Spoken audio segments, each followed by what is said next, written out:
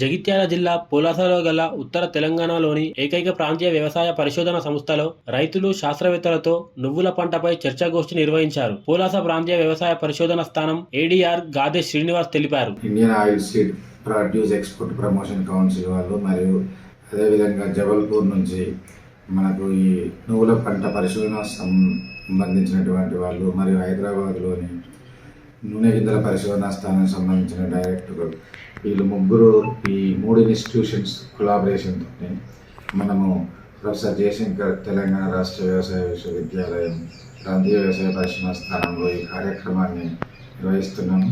ఈ సందర్భంగా రైతులకు నువ్వు పంట మరియు అదేవిధంగా మన ప్రాంతంలో ఎక్కువ సాగులో ఉన్నటువంటి ఇతర పంటలపైన మరియు శాస్త్ర సాంకేతిక పరిజ్ఞానము, వివిధ పంటల్లో విడుదలైన రకాలు, ముఖ్యంగా నువ్వు పంటలో విడుదల చేసినటువంటి రకాలు, యాజమాన్య పద్ధతులు, అదేవిధంగా కొత్త మెషినరీస్ కానీ, డ్రోన్స్ కానీ, మనకు ఈ పనిముట్లు, యంత్ర పరికరాలు, పురుగులు, తెగుళ్ళ మందులు, మార్కెట్లోకి అందుబాటులో వచ్చినటువంటి ప్రతి నాణ్యమైనటువంటిది సాంకేతిక పరిజ్ఞానాన్ని రైతులకు చేరవేయడానికి, రైతులను కూడా మనం ఇక్కడికి తీసుకుని వచ్చి వాళ్ళని కూడా ఆ కొత్త సాంకేతిక పరిజ్ఞానానికి పరిచయం చేయడము, దానికి చేయడానికి వీలుగా మనము వివిధ కంపెనీలను కూడా వాళ్ళ యొక్క ప్రోడక్ట్స్ మీద స్టాల్స్ కూడా ఏర్పాటు చేయవలసిందిగా కోరడం జరిగింది.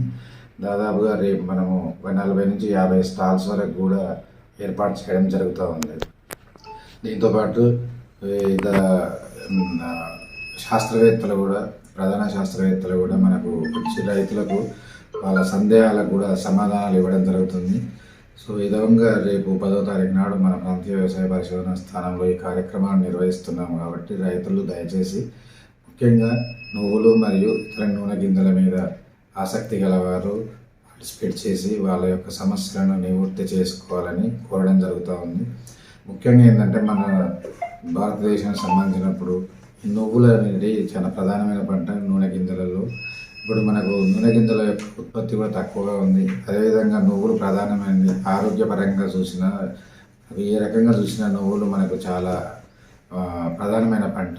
అందులో మన ప్రాంతంలోనే దాని మీద పరిశోధనలు ఉన్నాయి. కాబట్టి మన ప్రాంతంలో రైతులకు ముఖ్యంగా ఈ శాస్త్ర సాంకేతిక పరిజ్ఞానం మీద అవగాహన కల్పించడానికి ఈ కార్యక్రమాన్ని ఏర్పాటు చేయడం జరిగింది. దీనికి రైతులందరూ కూడా పార్టిసిపేట్ చేసి వాళ్ళ యొక్క సందేహాలను నివృత్తి చేసుకోవాలని కోరడం జరుగుతుంది. ధన్యవాదాలు.